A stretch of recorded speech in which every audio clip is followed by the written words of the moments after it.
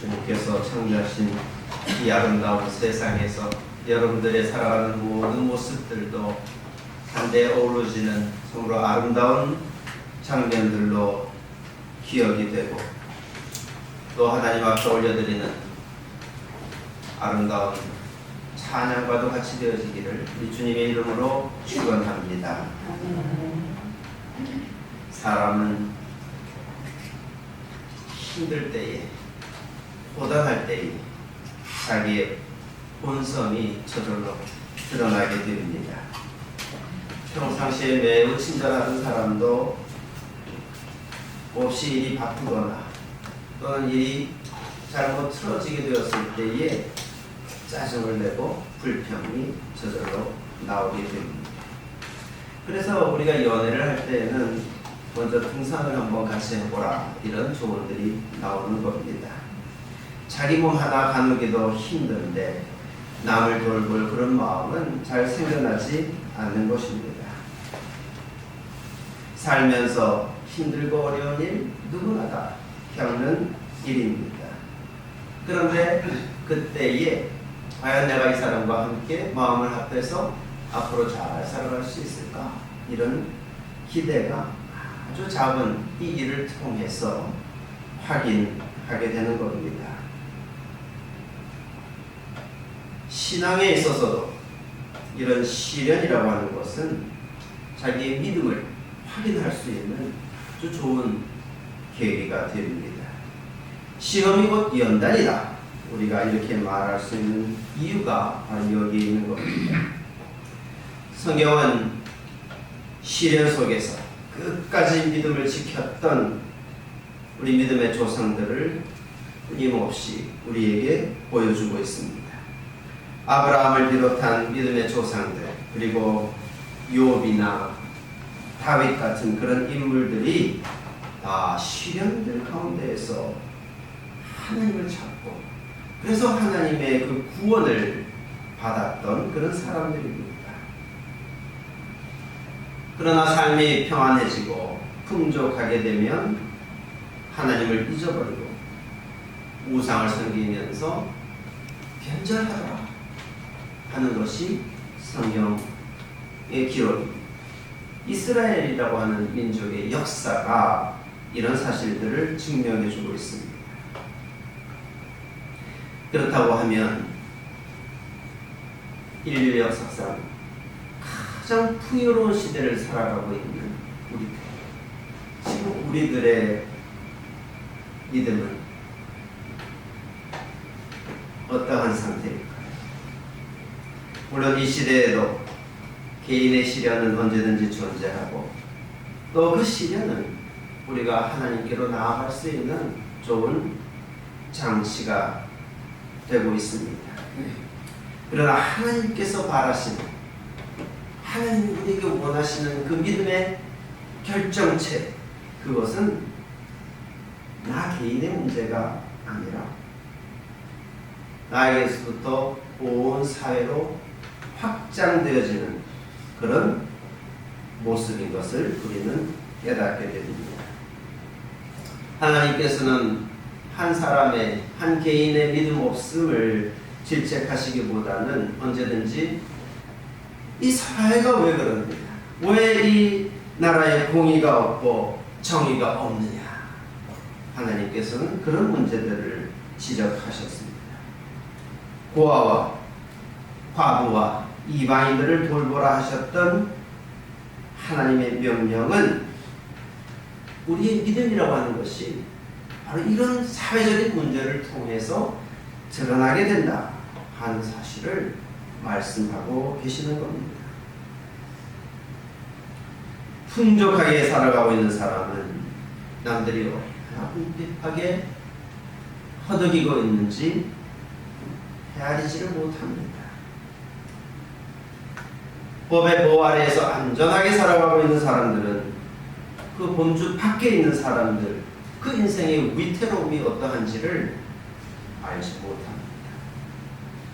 또 모르기 때문에 그것을 이해하려고 하기보다는 율법적인 잣대를 들이대기가 쉽습니다. 하나님께서 우리들에게서부터 보고자 하시는 믿음, 그 믿음이 어떤 것인지 우리가 깊이 생각해 보아야 하겠습니다. 그저 우리가 죄짓지 않고 투명하게 살아가 또 타협 없는 그런 정의를 추구하는 그런 것, 그 모습이 아닐지도 모릅니다. 단순히 자선을 베풀거나 하나님 앞에 헌금을 많이 바쳐드리는 것이 하나님께서 원하시는 그런 좋은 믿음의 현상이 아닐 수도 있는 겁니다. 주님께서 보실 때에 우리가 살아가고 있는 이 사회 속에서 우리의 믿음이라고 하는 것의 정체가 어떤 모습으로 드러나게 되는지 자기 자신의 삶을 돌아보면서 진정으로 하나님께로 나아갈 길을 다시 한번 모색하는 그런 은혜의 시간이 되시기를 간절히 축원합니다. 하나님께서 이스라엘 민족에게 회복을 약속해 주셨습니다. 일찌감치 북이스라엘은 이미 나라가 망해버려서 흔적도 없이 사라져버렸습니다.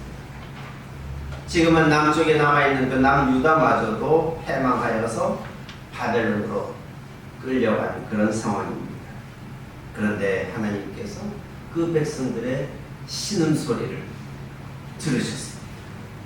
백성들이 부르짖기를 주님, 우리는 길들지 않은 짐승 같았습니다. 이제는 우리가 주 우리의 하나님께로 돌아갈 준비가 되었습니다. 우리가 주님을 떠난 다음에 곧 뉘우쳤습니다 하면서 주님을 찾는 그 소리를 하나님께서 들으셨다고 말씀하셨습니다. 그래서 이제 하나님께서는 이 사람들을 다시 돌아오게 하겠다, 이렇게 마음에 작정을 하신 겁니다. 이제 하나님께서는 땅의 맨 끝에서부터 모든 백성들을 모아오실 것입니다. 주님께서 불러오시는 그 백성들 가운데에는 눈먼 사람, 다리를 저는 사람도 있고 임신한 여인과 해산한 여인도 있을 것입니다. 하나님께서는 지친 사람들에게 새 힘을 주고 또 굶주려서 허약해진 사람들을 이제는 배불리 먹여주실 것입니다.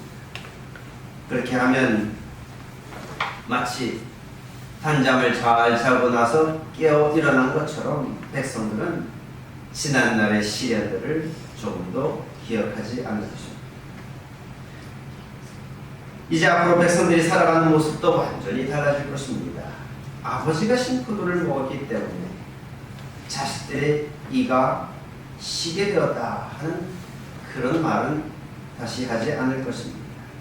또 하나님께서는 율법을 사람들의 마음판에 새겨주셔서 누구든지 하나님의 뜻이 무엇인지를 깨달아 알 수 있게 해주실 것입니다. 그래서 서로를 향해서 너는 이제 주님을 좀 알아라 하고 책망할 필요가 없게 되어질 것입니다.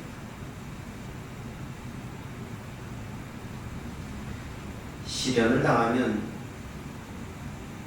저절로 하나님 찾게 될 거야.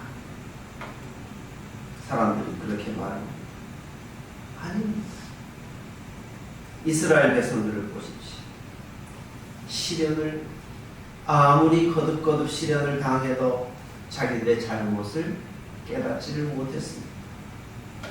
예레미야 시대에 그 남유다는 나라가 완전히 패망하는 그 순간까지 이 백성들은 이 시련이 곧 지나가리라 그렇게만 생각했습니다. 이집트에서부터 군대가 와서 자기들을 구원해 줄 것이다 기대했습니다. 그래서 그 사회에는 우상 숭배가 여전했고 그 사회 속의 정의는 여전히 찾아볼 수 없었습니다. 예레미야는 끊임없이 너희의 모든 생활과 행실을 고쳐라. 나그네와 고아와 과부를 억압하지 않고 이곳에서 죄 없는 사람을 살해하지 말아라. 경고하고 또 경고했지만은 아무 소용이 없었습니다. 마침내 포로로 끌려갔던 그 백성들이 하나님, 우리가 잘못했습니다, 이렇게 탄식하는 소리를 하나님께서 들으셨다고 말씀하셨지만은 우리는 과연 그게 사실이었을까? 의심이 갑니다. 이 백성들이 회개하는 모습을 너무나도 보고 싶어 하셨던 하나님이셨기 때문에 환청을 들으신 것은 아니실까 생각이 됩니다. 그러나 정한 시간이 지나고 훗날 하나님의 약속대로 이스라엘 백성들이 예루살렘을 향해서 돌아오게 되었을 때 그들의 손에는 금은 보화가 아니라 하나님의 말씀, 성경이 들려 있었습니다. 그 모습만 보아도 우리는 이 사람들의 회개가 참으로 진정성이 있는 회개였구나 하고 인정할 수 있을 것 같습니다. 또 에스라서에 길게 기록되어져 있는 그 백성들의 명단에는 자기들 민족들 가운데 단 한 사람도 빠뜨리지 않으려고 하는 그런 노력들이 눈에 보입니다. 돌아온 사람들이 다시 성전을 짓기 위해서 기초를 완성한 다음에는 모든 사람들이 부자나 가난한 사람이나 높은 사람이나 낮은 사람이나 다 똑같이 감격의 눈물을 흘렸다고 했습니다. 온 백성이 한마음 한뜻이 되어서 이 나라의 재건을 위해서 노력했던 것입니다. 한 사람, 개인이 회개하고 돌이켰을 뿐만 아니라 온 백성, 온 사회가 다 같이 각성하고 하나님의 법에 기반한 그런 아름다운 새로운 세상을 건설하고자 했다 하는 것을 우리가 확인할 수 있는 것입니다. 우리가 믿음 안에서 바라고 있는 세상은 그저 나 혼자만 재난을 피하고 나 혼자만 편안한 그런 세상 우리가 바라는 것 아닙니다. 그럴 거라면 예수님이 이 땅에 오실 필요도 없습니다. 그저 한 사람이 나만 자기의 열심을 따라서 하나님 잘 섬기면 복받고 그러면 될 일입니다. 의로운 사람은 복을 받고 죄인은 저주를 받는 참으로 단순한 이 논리가 진리가 되어질 것입니다. 그런데 보십시오. 예수님께서 추구하셨던 그런 세상은 그 개인을 위한 세상이 아니었습니다. 온 세상의 죄인들이 다 구원을 받는 그런 전혀 새로운 나라였습니다. 그 시대에 소외받던 사람들이 다시금 그 권리를 되찾게 되기를 예수님께서는 바라고 계셨습니다. 그렇기 때문에 우리의 회개라고 하는 것은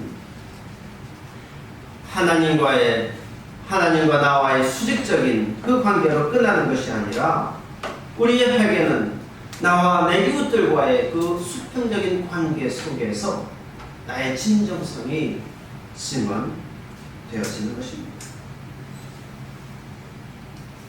예수님께서 들려주셨던 비유를 여러분 한번 보십시오. 어떤 마을에 하나님도 두려워하지 않고 사람도 존중하지 않는 한 재판관이 있었습니다. 그런데 어떤 과부가 그 사람에게 찾아와서 자기 권리를 찾아달라고 거듭거듭 호소했습니다. 이 재판관은 의로운 사람이 아니었습니다. 그럼에도 불구하고 이 여인이 조르는 것 때문에 어쩔 수 없이 그 호소를 들어주기로 하였습니다.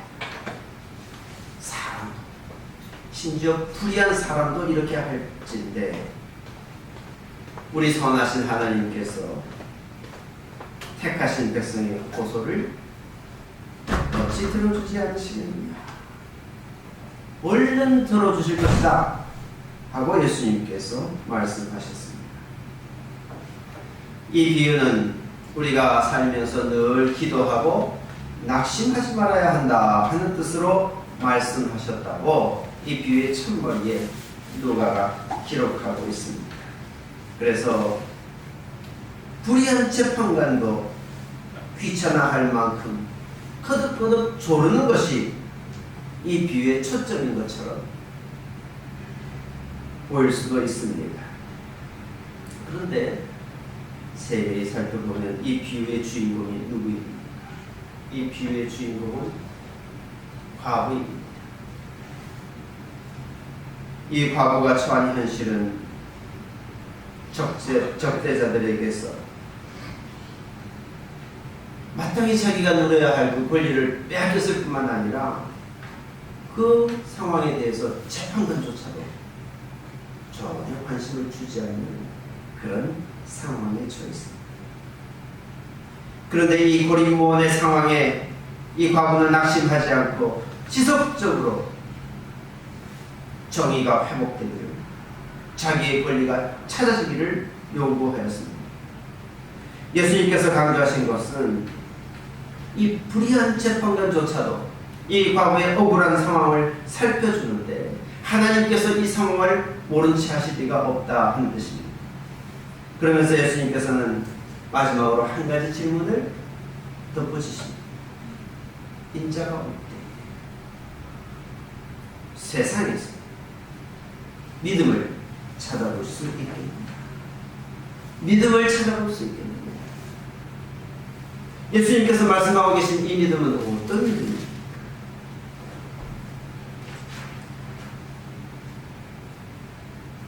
이 믿음은 하나님께서 이 과부의 억울함을 절대로 그냥 두지 않으실 것이다 하는 믿음입니다.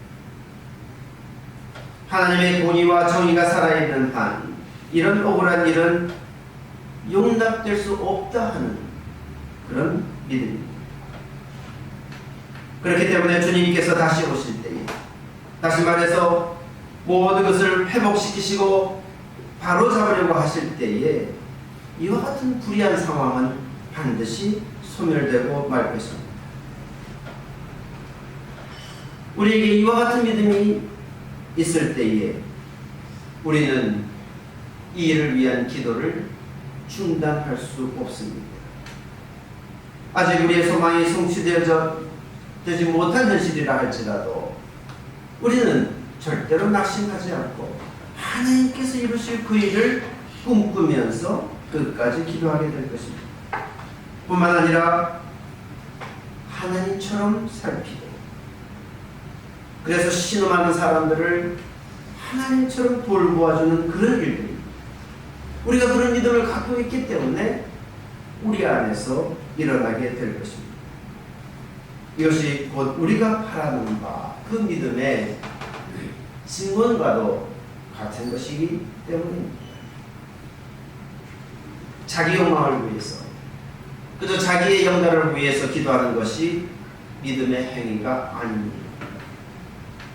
하나님께서 자기 백성들의 권리를 찾아주고자 하신다는 이 사실을 알고 그 하나님의 뜻을 위해서 한 마음으로 노력하는 것, 그것이 바로 우리의 믿음입니다. 그래서 바울 사도는 우리가 성경의 말씀을, 하나님의 뜻을 바르게 알고 그 일에 대한 믿음을 가지고 있을 때에 우리는 온갖 선한 일을 할 수 있다, 이렇게 알려주었습니다.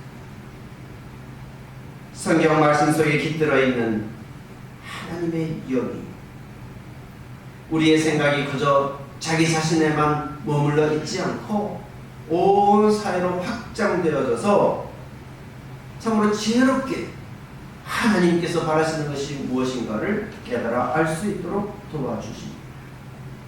하나님께서 부어주시는 그 성령이 우리가 이 땅에서 사람들과 어울려 함께 살아갈 때에 무슨 일을 행해야 할 것인가, 그것을 구체적으로 알려주십니다. 그렇기 때문에 우리의 믿음은 그리스도 예수님께서 바로 우리들을 위해서, 권리를 빼앗기고 참담해하는 바로 우리들을 위해서 자기 몸을 바쳐서 구원해 주셨던 것처럼 이제 우리도 서로를 살피고 돌보면서 한데 올려 살아있게 하신 그런 하나님의 뜻을 온전하게 펼쳐내는 것입니다. 말씀을 맺고자 합니다. 이 불의한 재판관이 오랫동안 이 과부의 호소를 외면했었던 것처럼 우리가 그리스도 안에서 참 경건하게 살아가려고 노력을 해도 원치 않는 그런 박해가 또 시련이 얼마든지 일어날 수 있습니다. 그러나 저 이방 땅 바벨론으로 유배를 당했던 사람들이 그 불의한 환경 속에서도 아무도 인정해주지 않는 그 참담한 환경 속에서도 믿음을 회복하고 자기들 공동체 안에서 어울려 살아가는 그 공동체 안에서 하나님의 공의를 품어내려고 노력했을 때 하나님께서는 마침내 그들을 구원하시고 본향으로 돌아가게 하셨다 하는 이 사실을 우리는 기억해야 하겠습니다. 하나님께서 찾아주고자 하시는 자기 백성들의 권리가 무엇인지를 우리가 깨달아 알고 어떤 상황 속에서도 낙심하지 않고 그 하나님의 바람에 우리도 함께 동참하게 될 때에 그때 우리는 나뿐만 아니라 내 모든 형제들과 더불어서 하나님의 구원을 받아 누리게 될 것입니다. 이 유복한 시대에 아무것도 부족한 것이 없는 이 시대에 누가 울고 있습니까? 우리가 풍요 때문에 드러내지 못하는 탄식은 없습니다. 귀를 열 필요도 없고 이제 내가 관심 기울일 필요도 없는 그런 세상이 되었다. 참 살기 좋은 세상이 되었다. 우리가 안심하고 있지만 그러나 그 가운데 과연 하나님의 공의가 살아있다고 우리가 말할 수 있겠습니까? 아직도 우리 곁에는 가난한 사람들, 주류가 아니기 때문에 눈에 드러나지도 않게 소외되어져 있는 사람들, 그리고 이방인들 우리 곁에 있습니다. 또 자연은 어떻습니까? 또 함께 살아가는 동물들은 어떻습니까? 바울 사도가 말한 바 사람들이 건전한 교훈을 받으려 하지 않으려고 하는 그런 때가 올 것이다. 주님께서 주시는 이 건전한 말씀을 들으려 하지 않은 때가 올 것이다 했던 그 말씀이 오히려 이 시대에 우리의 마음을 더 섬뜩하게 만드는 것을 깨닫습니다. 진리를 듣지 않고 그저 꾸민 이야기에 귀를 기울일 것이다 했던 그 사람들이 행여 나 자신은 아닐까 깜짝 놀라서 나 자신을 돌아보지 않을 수가 없습니다. 주님께서 오실 때 참으로 우리의 믿음이 확고하게 주님 앞에 드러날 수 있게 되기를 간절히 바랍니다. 이런 양 한 마리를 찾아내려고 하셨던 그 주님의 마음이 우리 안에서도 우리의 삶 가운데서도 똑같이 발견될 수 있기를 바랍니다.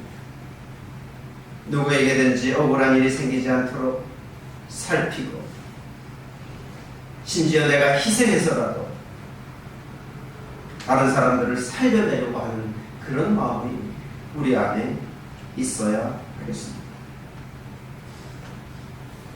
하나님의 영을 품고,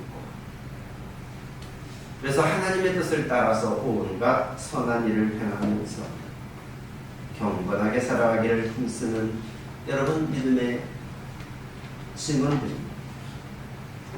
어떠한 상황 속에서도 중단되거나 낙심하는 일이 없이 주님께서 오시는 그날까지 끝까지 이어지게 되기를 우리 주님의 이름으로 축원합니다. 기도하겠습니다. 자비로우신 하나님, 참 좋은 세상을 주셨는데 우리의 마음은 둔하여지고 또 우리의 눈은 감기고 우리의 귀는 닥치지나 않았는지 돌아보게 됩니다. 참으로 우리 곁에 하나님의 공의와 정의가 살아있는지 우리 스스로를 돌아보지 않을 수가 없습니다. 주님이시여, 이 시대에 우리의 믿음의 증언이 그저 내 내면의 문제가 아니라 우리가 함께 어울려 살아가는 사람들, 그 사회 속에 살아있는 공의와 정의를 통하여 드러날 수 있게 하여 주시옵소서. 우리의 믿음이 참으로 이 시대에 쓸모없는 것이 아니라 꺼져가는 심지를 끄지 아니하고 꺾은 막대기도 다시 내버리지 않는, 소생시키고 부활시키며 다시 일어서게 하는 그런 주님의 손길로 증언될 수 있도록 인도하여 주시옵소서. 이 세상이 우리의 믿음을 통하여서 참으로 살만한 세상, 주님이 함께 계시는 세상, 또 주님의 약속이 반드시 이루어질 것을 믿고 또 증언하는 그런 세상이 되도록 예수 그리스도 이름으로 기도하옵나이다. 아멘. 사도신경으로 우리의 신앙을 고백하겠습니다.